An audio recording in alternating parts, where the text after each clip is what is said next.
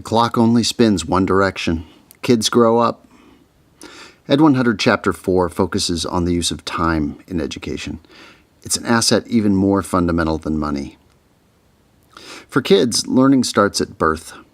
Children under the age of 5 are like sponges. They soak up knowledge.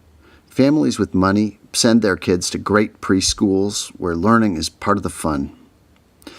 Unequal access to good preschool is a root cause of inequality and expensive social problems. Decades of research show that early education programs make a huge difference long term.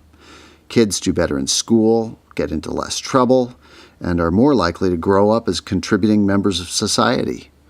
Over 2/3 of Californians agree that preschool is important to K-12 success, but California lags other states in providing education opportunities to 3- and 4-year-olds. In small classes, students get to spend a lot of time with their teacher. In a big class, teachers have to divide their time among students. In California, class sizes are dramatically larger than the national average and literally twice the size of classes in top-performing states.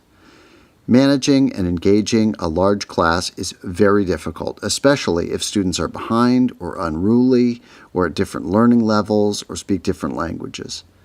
California's funding system for school encourages school districts to keep the size of classes small, or at least try to keep it to 24 or fewer in K-3 classrooms. But class sizes of 30 or more students is not uncommon at all in grades 4 and up.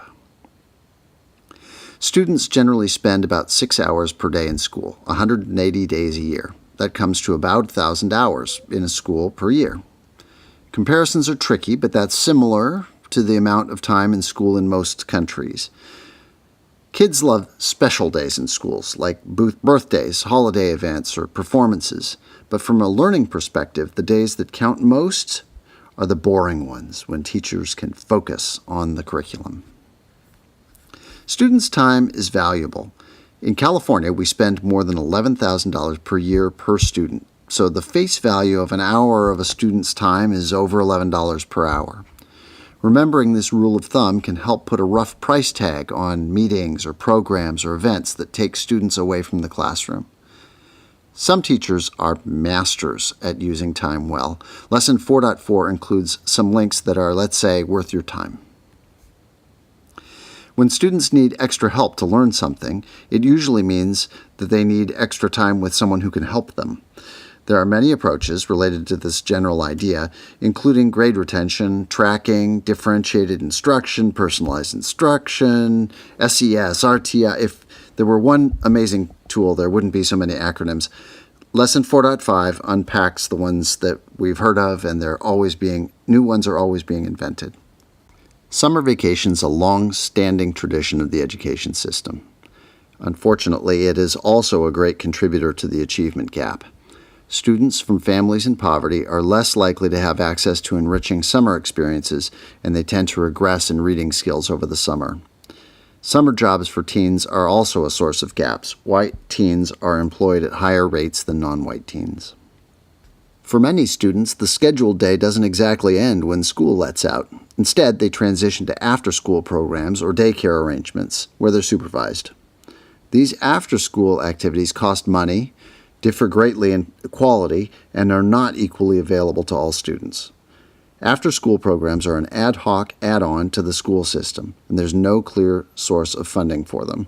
They get by through a mishmash of federal grants, state grants, school district funds, nonprofit grants, partnerships, and fee-for-service arrangements. Consequently, it's very, very difficult to gather data on them.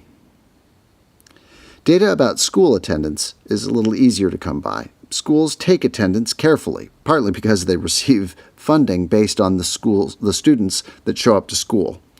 When kids miss school, that's a bad sign. Nearly 10% of California's students are chronically absent, missing more than 3 weeks of school per year. Learning anything takes time, and classroom time in school is limited. Good homework assignments give students just the right challenges to practice skills and absorb more learning. Many assignments aren't good. Lesson 4.9 explains the research and reasoning behind the guideline known as the 10-minute rule. That's it for this quick overview of Ed100 Chapter 4.